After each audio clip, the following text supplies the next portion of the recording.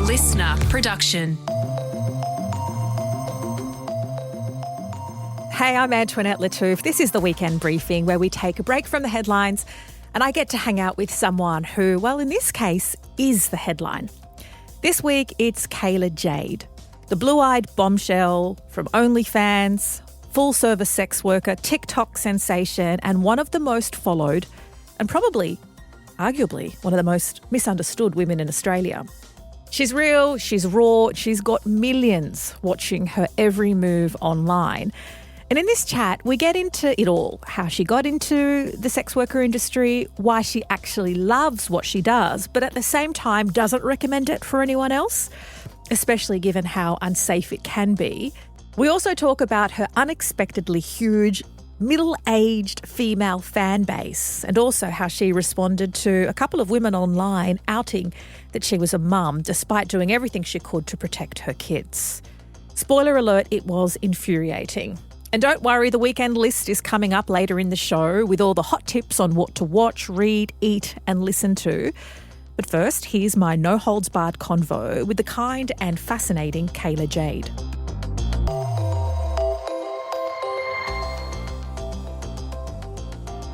Kayla Jade, welcome to the Weekend Briefing.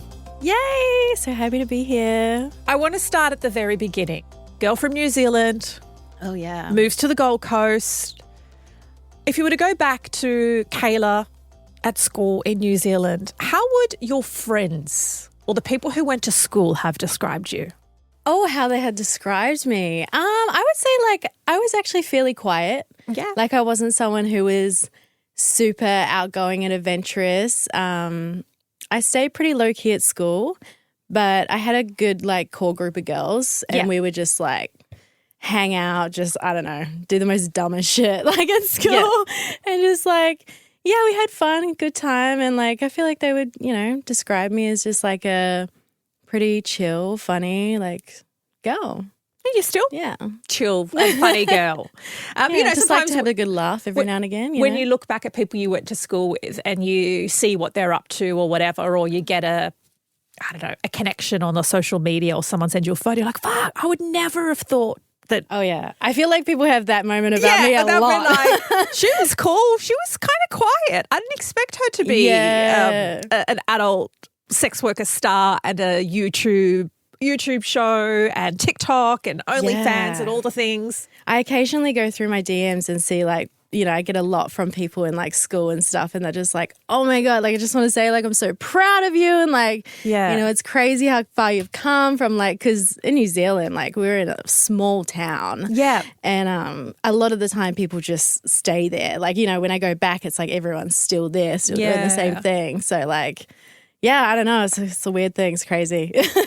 So you worked as a personal trainer in the Gold Coast. You went from personal trainer to essentially personal fantasy curator. Was there a single moment you thought, I'm going to make the full-time transition to this now? Oh, yeah. It was around COVID time, and so I was working as a PT, and I was also working at this shitty surf shop. I had no money. Literally had a ducked up bumper on my car, with duct tape, and I would have to I couldn't afford to get a new bumper, so I would just rotate the duct tape, and when it was fresh, I was oh yeah, this is fresh duct tape. So I had no money, and I just saw so many girls making money online, through OnlyFans was the first sort of venture for me, and I was just oh my God, I felt I could do this. I felt there was good money to be made, and, they were also making all that money themselves. There wasn't cuts to all these other people. So I was okay, I'm just going to try it. So I literally Googled how to make an OnlyFans. I was I need to figure this out. What am I, how am I doing? Because I had no idea. I didn't have any friends who knew how to do it. So I just went straight in, balls deep, straight away. And you mentioned, when you could make some money. Have things changed on OnlyFans? Is it harder to make money on OnlyFans? Yeah, a lot of people say it's definitely harder. I'm pretty sure it's actually majority of OnlyFans creators make less than minimum wage, which is crazy to me. So all those headlines about I make $7,000 a day on OnlyFans. I mean, don't get me wrong. There's people that make insane amount of money on it, millions of dollars a month. But it's like anything. It's like the top 1%, if not even the top 1%. It's like the top 0.0, you know? Like there's not many people that make money, but there is an obscene amount of money to be made. But it's just like, I feel like it's with, you know, a lot of sex work is quite oversaturated now. So the OnlyFans market is quite oversaturated. Like people say like when they first started, like, you know, 5 years ago or whatever, you could just like post on social media and instantly get like, you know, subscribers. Yeah. But whereas like now you really have to like, you know, be good at like, I guess, marketing and like, you know, or have being a point of have like difference or a something. brand or like have like some sort of niche that people would like. Yeah. You can't just like sell feet pics online and be a millionaire. Like it's not going to happen. Oh, damn it.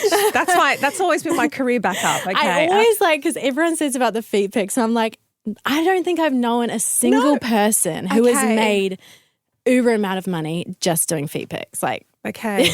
Good to know. Good to know. So what was your first share on OnlyFans or the first content you made? Do you remember? And how much you made for it? You know what? I like literally had no following. Like I'm pretty sure like my personal Instagram, I had like 1,000 followers. Like I had no followers. I started posting on Reddit because like I was because I was like, I don't know anyone that's on Reddit and like it's a bit more like kinky on there and stuff. So I was like, I think I'd be able to post on there and like my family and stuff won't be able to see it. So I was like just posting on Reddit. Wasn't really posting on like Instagram or like I hadn't even thought of TikTok yet. That was like, nah. But yeah, my family unfortunately soonly found it. But yeah, I was posting on Reddit and like I was just posting all these random subreddits and like I was getting like a lot of kinky people on my page. So, but what were you posting? Just like lingerie pics. Oh, yeah. Okay. Just like lewd sort of things. And then I was trying to get them to like subscribe to my page. Oh, so you're trying to get them from Reddit over to OnlyFans. Oh, okay. Interesting. Yeah. Yeah. But yeah, I just did like solo for a little bit and then I ventured out. Like my first video was like a girl video and I was like, oh my God, like I've never done this before. Like I was like doing shit like on camera that I've never done in real life. Like we had this like double-ended dildo and I don't know if you've seen those things. I haven't, but do explain. So it's like a really long dildo and like the girl, like one girl goes on each end and then you just, I don't know, guys apparently enjoy watching that. So yeah. But do you enjoy making it? Yeah, it was good. Yeah. It was good. So that was your first video on OnlyFans? Yeah. Don't people usually just start off with like, look how cute I am? Because you like dove straight into the double-ended dildo. Don't get me wrong, I did do like solo stuff, especially when people were paying, like they would like request me like, hey, can I get this video of you doing this? Okay. Right. And so I would do that and I'd like pay extra for it. But yeah, that was my first like collab. Okay. But she was like such a lovely girl and we're like still friends to this day. So like, yeah, there's so many like lovely people in this industry that I've met. So yeah, I'm very fortunate. You did allude to the fact that you were trying to keep it from your family, but they found out. In fact, one member straight up outed you in a group chat, didn't they? Like, what was Christmas like after that? It was a bit awkward. Well, actually, I didn't see that family member after that. And like, I have had to see him because like, obviously, you know, he's still part of the family, so he's got to be in certain situations. But yeah, he literally just like, he's like a 40-year-old man. Oh, I think he's older than that actually. He's like 45. Yeah. And he, subscribe to my page, like screenshot all my content and then just like send it around my family to like show everyone. It's like, you don't need to do that. You could just like be like, hey, I don't agree with this. But I ended up confronting him and be like, have you got something to say to me? Yeah. What happened there? What did he say? Say it straight to my face. He just backed out. He was like, I don't know, like, what do you mean? Like, you know, just absolute, like, yeah. He just couldn't man up to it. Yeah, right. So yeah, I didn't talk to him after that. But everyone's really cool about it now. Like at first it was a bit rocky. Like obviously when my mum found out, she was a bit like, you know, just like worried about me and like she just wanted to make sure I'm okay because like obviously like she only knows sex work as kind of like this like, you know, sort of like 90s vibe, like, you know, the women are treated badly. Go to a brothel, you know, like she was thinking the worst, like I was in some kind of like dungeon doing some crazy shit. But you have said that you wouldn't recommend it. Oh, no. No, well, it's just so dangerous, you know. So I guess Mum had reason to be worried. Did. Absolutely. She did. But, you know, when she came over, because obviously she's still in New Zealand, so she couldn't really spend much time with me. So when she was here, like she really saw like, you know, how happy I was and like how well I was doing and she was like, okay, like, you know, And then she was good about it. My dad was like always like from the start, he was like, you just do you as long as you're happy. Like, Yeah, right. yeah, which was surprising because a lot of the time people think like the dads would be like, what? But yeah, he was fine. You said it's really dangerous. Talk me through a couple of different scenarios. Well, I guess in the OnlyFans aspect, like you're exposing yourself to all these different men online, and a lot of the time, you know, they get feelings for you or they like you, and so it becomes like stalker behavior in a way. Like I've known girls who have had like people break into their house, like, you know, they figure out where they live because it's so easy to find out like where someone lives. Like people will just go through real estate listings looking for houses, looking like, you know, you'll post photos like say outside by a pool, and then they'll like see, you know, a tree and they'll like recognize it and look it up on real estate. Yeah, it's crazy. It's crazy. So in that aspect, like stalkers online, like just putting yourself out there like that, you're going to get some hate, like regardless. Like, yeah, of course. Doesn't matter who you are, you're going to get hate. I get hate all the time. Yeah. Same. Same. So you're exposing yourself to that as well. And also in-person work, you're literally meeting up with people that you don't know. Like there are safety protocols like that we all do. Like what? Checking IDs, telling people where we're going.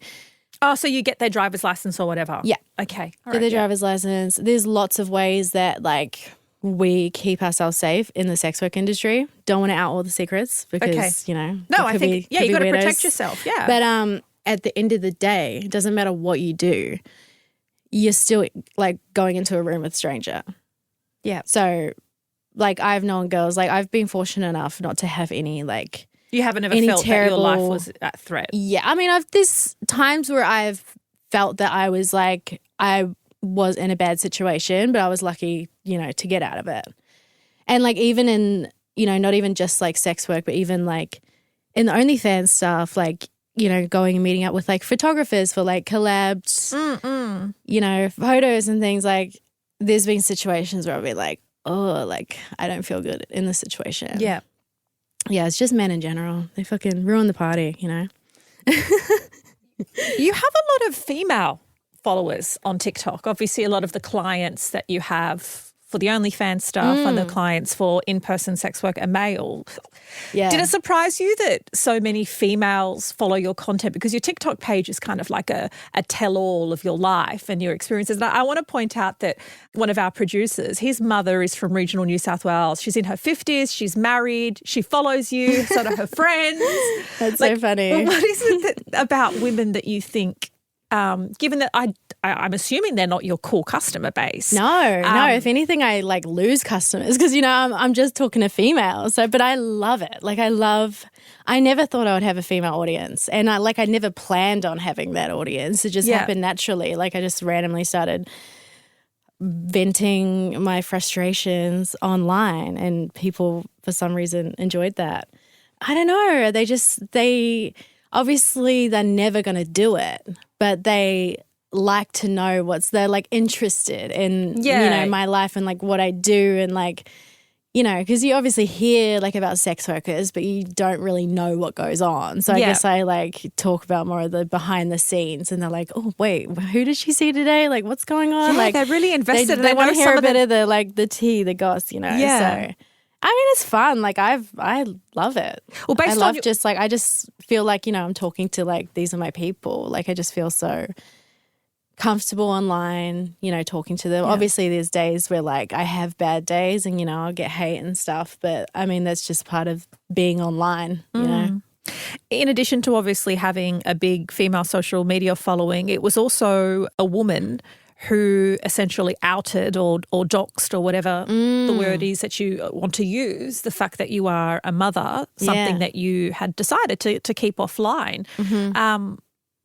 How was that to process? That was a lot. I was definitely frustrated, like, because I knew it was like, I knew people knew about it. Obviously, it was never a secret, but it was just like the way people were talking about it online. I was just like, I just don't feel comfortable talking about this. People asking for like to see photos of them and like asking all this weird stuff. There's going to be no good coming out of me being like, oh, I've got kids, because it's just going to be like, I don't show that side. So people will automatically assume, like, I don't. I saw someone say that, like, I didn't have custody. They were like, I saw a comment being like, oh, yeah, she doesn't have custody of her kids. And I'm like, what? Like, where did you get this information from? Like, it's just so random. Like, people would just, like, make up the weirdest stuff. It's actually quite funny in a way. I'm just like, how did they come to this conclusion? But I think because, like, I don't show them and I'm very, like, you know, they only see, like, a minute of my day. I think people assume that I just never spend time with my kids, or like I just, you know, have constant nannies that look after them. And that's just like not the case at all. I knew that me being so big on social media, it was just like, as soon as I brought my kids into it, you know, people are going to be asking questions. Who are they? Where are they? I want to see it. You know what I mean? So I was trying to keep that side offline. But yeah, obviously there was people that thought they were entitled to share that. Were their identities or their locations kept safe though? Yeah. Okay. Yeah. So that's important. Did it force you to have a conversation with them that you hadn't yet had? Or we're pretty open about everything. Like, so their dad, like, we work in like a little family unit, and we're super close, and just like, yeah, he's an amazing support network for me. Like, I couldn't do it without him. Oh, that's so good to hear. Yeah, he really helps me out with just everything, even like my work and stuff. And we're such a good little family network that just like nothing could come in between that. Like no amount of hate, no amount of whatever. Yeah. So you've said in response to the criticisms and the trolling about children that your kids aren't the problem, other people's judgment is. Why do you think people are so judgmental? I think it's just the way of the internet. I think a lot of people in the world are angry and they like to take judgment out on others, I guess. So yeah, I was kind of saying in that, like, instead of worrying about my kids and how I raise my kids, like, they should probably be worrying about, you know, how they raise their kids to not be as judgmental, because obviously you're projecting that judgment. That's exactly what your kids are going to be like. Whereas, like, I teach my kids kindness, like empathy. Yeah, I just wish more people would see it from, like, be less judgmental and be more accepting of people, you know. And I'm not a bad person. It's not like I'm doing anything illegal or, you know, anything like that. So, yeah. You're clearly not a bad person. You're a very warm person. The minute you walked in, I was like, just like I imagined, only like even more warm and laid back. That does lead to some of your fans and even some of your clients, I mean, falling in love with you. Like, there was like, you're an incredibly likable character and person. I saw a video recently on your TikTok. You're like, oh, another client told me he loves me. It's so annoying. I know. It is really annoying because I lose that client, because if I yes, I could like milk that and get as much money out of it as I can, but like, it's just going to end up dangerous, you know. He's just going to get a little bit too attached. Like, I've seen it before. So it's just a risky move going down that route. But yeah, don't get me wrong. Like, I've had feelings for like one of my clients before. It was like a, you know, bit of a lesson to learn. But I feel like every sex worker goes through that. There's that one client where they just really like. Yeah. Why is it a lesson to learn? Like, aren't there people that you know of or friends who've started relationships that way? Well, a lot of the time, like, guys who will see a sex worker are obviously going to be seeing like multiple sex workers. Oh, I don't know that. Are they obviously seeing multiple sex workers? A lot of the time, yeah. Okay. Are many in relationships as well? Not that like I'm aware of. Okay. Probably. Yeah, They probably don't tell me. Yeah. But then again, that man's going to do that regardless, sex worker or not, you know. Yeah. He's probably just going to be a cheater. Just in my experience, I don't know about everyone else's experience. Maybe someone has like an amazing love story, but just from my experience, he wasn't he wasn't the guy that I thought he was. So, yeah. What's the wildest request a client has had? I did see that someone flew you 30 hours or whatever to London. Yes. I've been flying, London, China, Japan, all around the world, really. Yeah. But I don't tend to fly anymore because I feel like I'm like, if I go to China now, I feel like I wouldn't get back. Like, you know, like I'm just like too recognizable now. I'm like, oh, I don't know. It's just too risky. So, yeah, I tend to sort of like stop those ones. But like, like the guy who flew me to China, like literally he flew me like 20 hours to China to literally see me for an hour and then fly me all the way back. And like he paid for like obviously the travel time to China. He paid for like a whole, I think I stayed there for like 24 hours. He paid for that whole day. He paid for my trip back. He paid for flights, accommodation, like How much would that have all cost? Like over 20K. Yeah, wow. And it's just amazing. Like I saw him for like not even an hour. It's just like, well, for people to have crazy. that kind of money, I'm assuming most of your clients are older. Are they older if they can have that kind of money? Actually, he was young.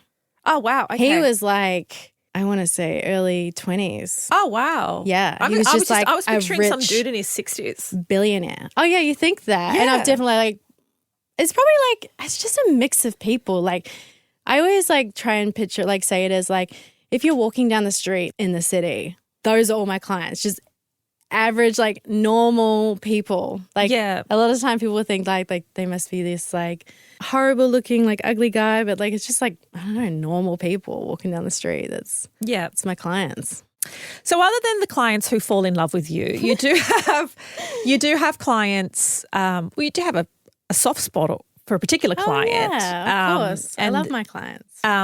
Peggy Sue. Yes. Not their real name. Yes. There's been a lot of interest, and you sat down in your podcast and spoke with Peggy Sue.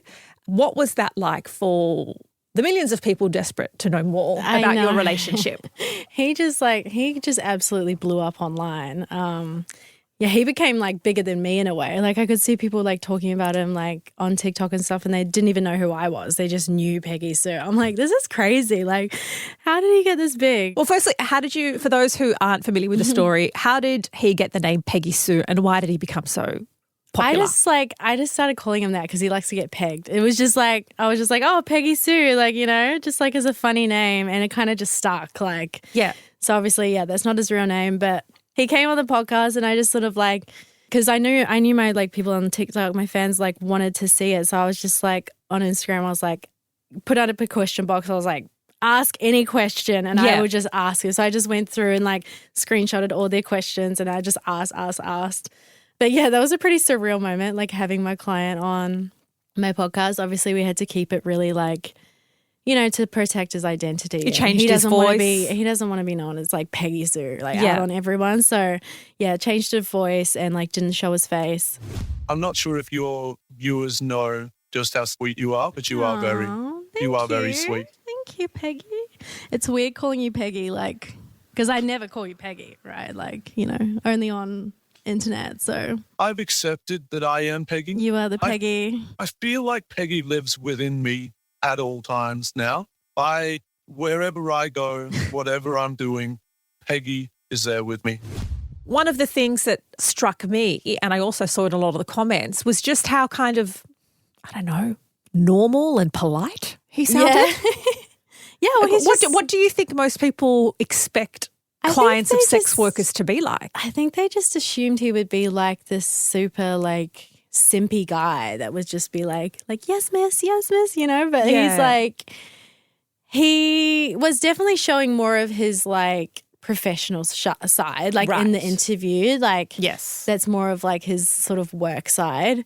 He had his clothes on, and there's like, but like a lot of guys that like that sort of stuff are just normal guys, like you know, obviously with his sort of story, like he is quite like a high up in his role, so like a lot of the time those sort of guys like to sort of relinquish that power like in the bedroom. Plus as well, like being pegged, like sometimes for guys, like that is like such a intense like thing for them, you know. It's like having an intense orgasm, like it's just crazy, like just so sensitive, that area. So I think more guys should get pegged. I think they'll probably be less angry if they did. Kayla Jade has sorted out violence amongst men and angry men. Just get pegged. And mental health amongst men. Just get pegged. Absolutely. I'm going to be like one of your followers and I'm so curious, and tell me to shut up if you don't want me to ask this question. This is like literally for me.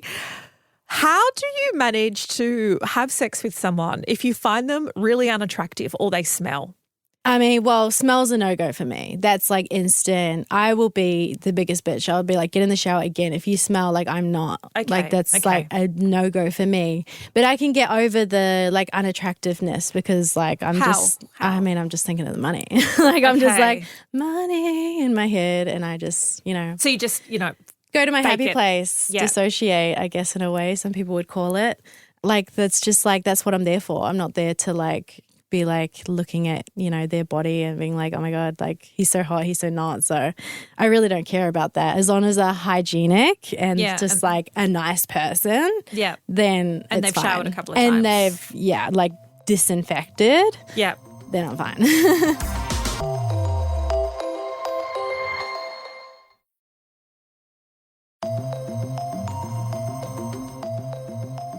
Part of, I guess, sharing your experiences and your insights and your stories and your community, as you say, you've got lots of friends in this industry, is to also advocate for sex workers. What do you think needs to change to make this industry, safer or better for women, or men? I mean, I guess it's, just up to like, I guess like government and people to like make sex work a safer place. Like obviously we've done crazy work in Queensland, like with it now being like decriminalised but there's still like a lot of stigma behind it. You know, if something happens to a sex worker, like, and they go to the authorities, like a lot of the time, like they won't take it seriously. It's because like, oh, because you're a sex worker kind of thing. So there's like a lot that still needs to be changed. But yeah, we're very fortunate enough, like in Queensland, like there's still some places in Australia that need work, but Queensland itself, we're pretty fortunate enough. But yeah, I try to like destigmatize sex work a bit, but I've heard two kind of opposing things from you. On the one hand, you said, your parents are really happy because they see that you're happy and that you're doing well. But on the other hand, you wouldn't recommend sex work to anybody because it's dangerous. How can those two things coexist? Well, I think because in my situation, I'm very fortunate. I had like a big following on Instagram. I had like flown to America and done all these porn shoots. Like I made a name for myself before I became a sex worker. So I feel like I'm very privileged in a way. Like I had that like fan base of guys or whatever who like when I stepped into sex work, I was like, okay, I'm charging like X amount of money. I could set my prices high. And like I had that sort of privilege in a way, whereas like Of choosing who your clients are. yeah, and what of you do. having like being able to pick and like not a lot of people get that option. So I was just fortunate enough to like be in that position. So that's why I say like people just need to like critically think, I guess, because like your situation is not going to be the same as my situation. You know what I mean? Yeah, right. Everyone's going to have different experiences with sex work. And I just wouldn't ever recommend it because if I was like, oh, you should go do sex work and then someone tries to do it and then like something happens, because it's a dangerous situation, a like dangerous industry and like not everyone knows like how to keep safe. And, if I started sex work when I was like 18, like I would have got myself into some like fucked up situations. Yeah. And I felt like I started it at the right time. I was like 30. Like it was only like a year ago that I actually started like full-time, well probably longer than that now, but like full-time in-person work. Where you're just a bit more like risk averse and a bit more mature. Yeah, I just feel like I could just read people really well and like I had that experience through like the porn industry, like OnlyFans stuff. So like I knew a lot of friends like in the sex industry and knew friends who had done like was stepping into like full service work. So like, there was like a lot of support in that way. With that privilege and that platform and being able to choose your clients, does it also mean that you're clearer about what you would do and wouldn't do? Like in that, oh yeah, some people would be put in situations or desperate for the money or not have other choices. Yes. What are some of those red line items? Definitely like no protection. A lot of guys will like try and like do it natural and stuff, and it's like everything has to be covered. So that's an absolute no for me. For my price, it's just like absolute basic. Whereas if like are you anything happy to else, share your price or? Yeah, it's like $2,000 for the hour, and that's just like stock standard sort of stuff. But like if it would like, so you could add on like certain things, and like it'll just like bump up the price. And okay. a lot of the time, like I, won't take bookings if it's like just an hour. Like It has to be like something that's going to be worth my while. You know what I mean? Like say a few hour booking or like an overnight or something like that. But yeah, I'm lucky enough to just have like a few regulars now that like keep me going.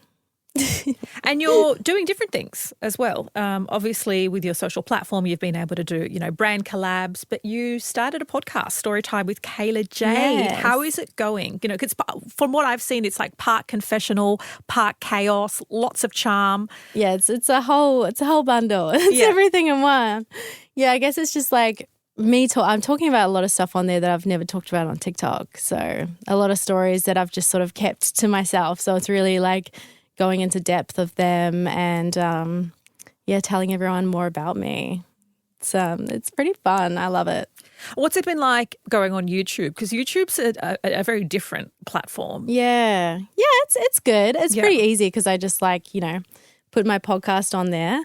But I always knew that I wanted to like venture off into YouTube. So it just made sense with the podcast to do it that way.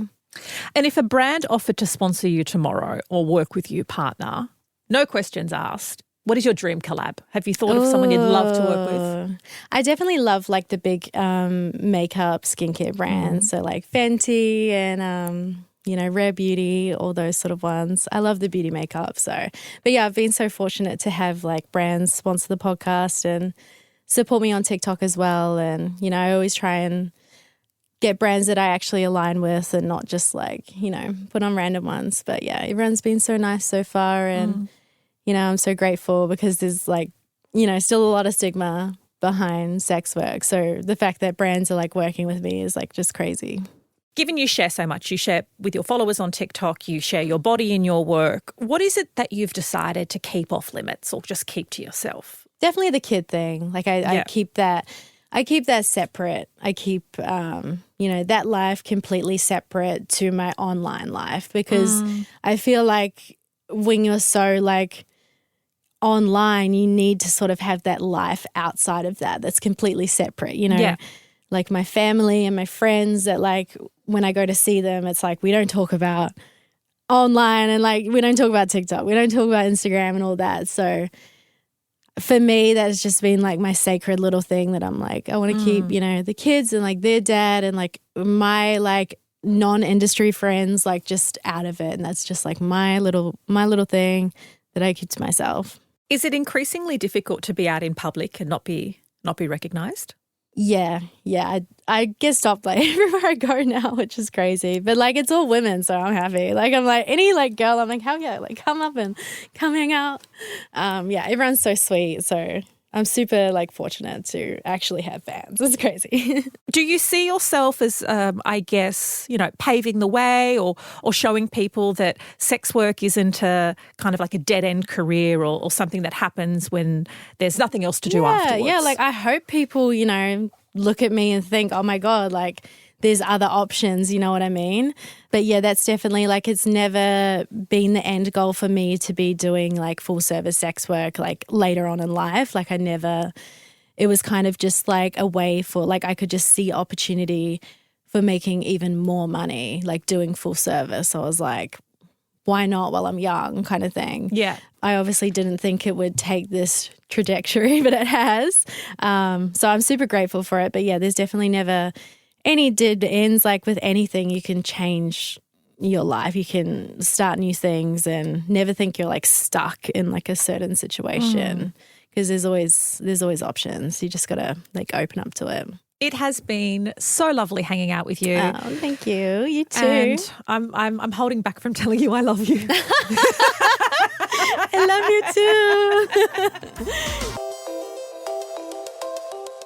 That's Kayla Jade. And yep, if you're on TikTok, you've probably already seen her face or her feed. Heck, you probably already follow her everywhere and anywhere. She's on all social media platforms. But do check out her new podcast, Storytime with Kayla Jade. It's our favourite time of the week because it's the weekend list and it's where Helen Smith and I get to trade ideas and tips on what to do with our spare time, what to eat, what to watch, what to listen to. What do you got, Helen? My first recommendation is a documentary about OceanGate. Now, do you remember OceanGate? Like Titan OceanGate? No idea what you're talking about. It was that submersible submarine that was trying to go to the Titanic and it imploded and killed those 5 people. Oh, right. I didn't know that was called OceanGate. Okay, Yeah, so it's called Titan, the OceanGate submersible disaster, and it's on Netflix. Right. No, of So, course I know that. Like yeah. some of the rich people who Yep. wanted to go and have a look at and they all at the- died and it at was the awful. Titanic. Yeah, it was awful. And the whole world was like captivated by this 5 people being, smooshed essentially in this submersible. It was such a weird story. It had all the elements. It had the Titanic. Yeah. It had, billionaires involved. Yeah. It had like these massive egos, very smart people, crazy technology. Yeah. And this doco has come out in the last week pretty Yeah. much, and I've binged it and it's so interesting. It's just one long documentary, but it focuses on, so the CEO, Stockton Rush, he is almost like you could say the main character of the documentary. He's Okay. the CEO, he's the leader, he's the one who really pushed this to happen. This Was he on there? Yeah, he was one of them who died. Was he the one with the son? Because there was another. No. Oh, okay. So Sorry, I Stockton- should let you talk. No. I'm very excited. Yeah, but no, there was a son involved. So there's who was on it? There was the CEO, Stockton Rush. There was the British billionaire, Hamish Harding. There was a French dive expert who's done so many. He's like this French explorer almost. Okay. His name was Paul Henry. And then there's also the well-known Pakistani businessman and his son. Right. These are the two. That's who you were just talking about there. Right. So those 5 sadly died, but the documentary takes you through the lead up of how this happened, and it features people who used to work for OceanGate, many of whom left before this happened, and they tell you why, they share why. It takes you behind the scenes of this company and how this submersible was put together, the intention it got, and more importantly, the ego of the CEO, Stockton.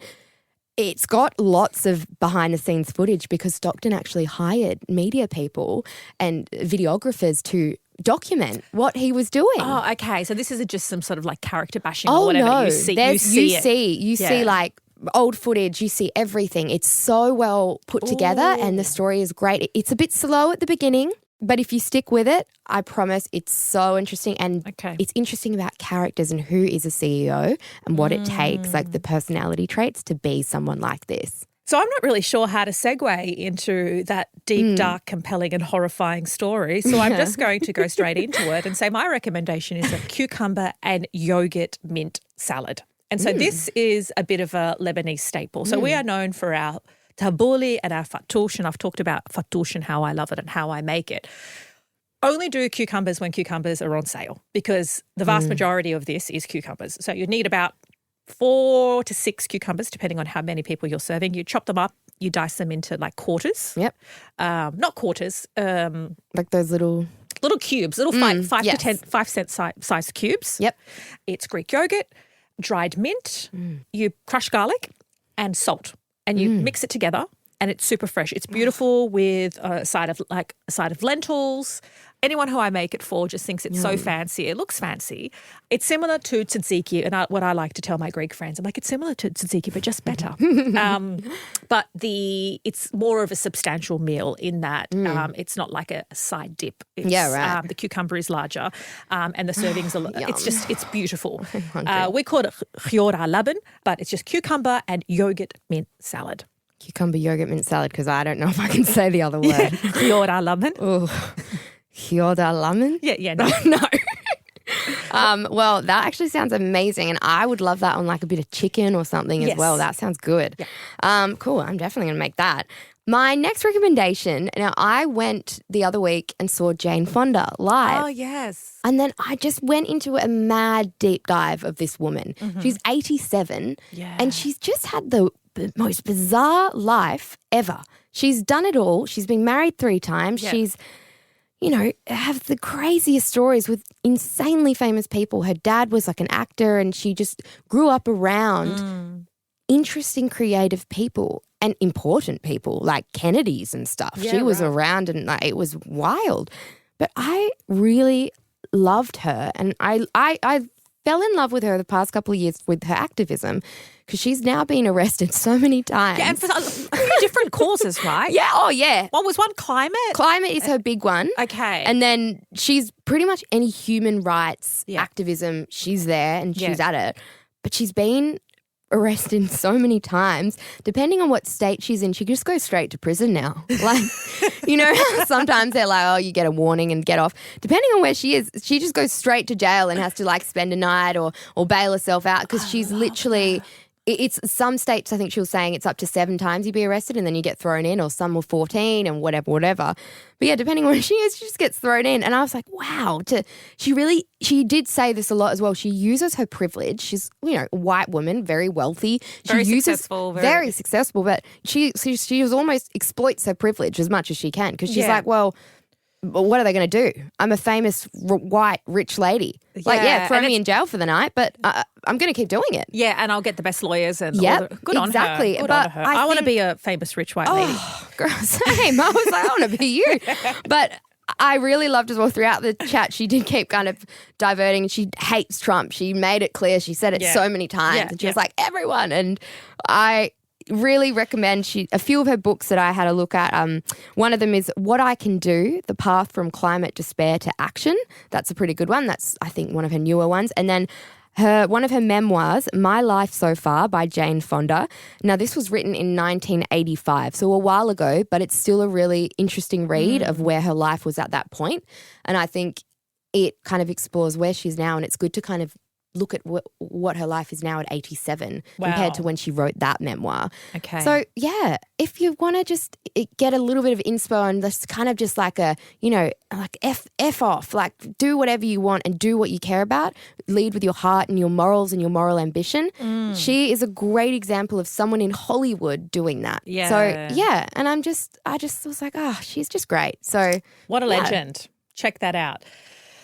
Again, far less highbrow. I'm going to suggest some mineral makeup, and it's called Youngblood.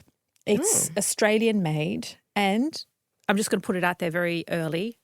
My sister is a beautician, and I get it for wholesale price. Yeah. So I like to use it because it actually doesn't cost me very much money. Yeah. It's not hugely expensive. It's on par with, I think, any of the main other brands like, I don't know, MAC and what are the other, yeah, you know, or stuff at Mecca or whatever. Stuff at Mecca, stuff at David Jones. Yeah, sure. It's on par. Like it's not ridiculously expensive. It's comparable. Because it's mineral, it means that it's vegan, doesn't have a lot of the nasty stuff, sits really light on the skin. So I use the loose powder foundation, I use the concealer, I use pretty much everything that they have. And it just looks really natural, really glowy and very light on the skin. And it doesn't clog your pores. I have quite oily skin with large pores. Yeah, and once they get clogged, they get congested and gross. I love that it's Aussie. Most of the time you can get it at beauty salons, but you can get it online. And I've just been using it for years. And this morning when I was thinking, what am I going to recommend for Weekend List? And I was applying it on. I was like, Youngblood. Youngblood is, nobody talks about Youngblood. Yeah, I've never heard of it. Yeah. You know, it's really light, no harsh, yucky stuff. Yeah, and I do recommend Youngblood Mineral Foundation. That's really good because your skin does absorb so much. So what you put on it every day, you kind of don't think about sometimes. Yeah. And then you're like, oh, yes. And they do some other products like moisturizer and things. So I thought I did think about our male listeners who'd be like, I don't care about foundation, or maybe you do care about foundation. Good for you. But if you don't, you can always gift it to somebody that you love or get some of their other skincare products. That is all we have time for this week. And honestly, it is such a privilege keeping you company each and every week, and an even bigger privilege to hear your thoughts. I would love to hear what you thought about this conversation with Kayla Jade. What did you get insights into? What did you learn? I'm going to be honest with you. I didn't know what pegging was. The last thing I knew about pegged was I learned it in like economics at school. And it was like when you pegged an exchange rate. And the last time we fixed our exchange rate was in the 80s. So I was like, no, I'm pretty sure she's not talking about fixed exchange rates. And while you're at it, also share the episode with someone you reckon will love it. And it's probably going to be your auntie or your grandmother, because that seems to be who loves Kayla Jade and her insights. That's it for this week. Take care of one another. I will catch you next week.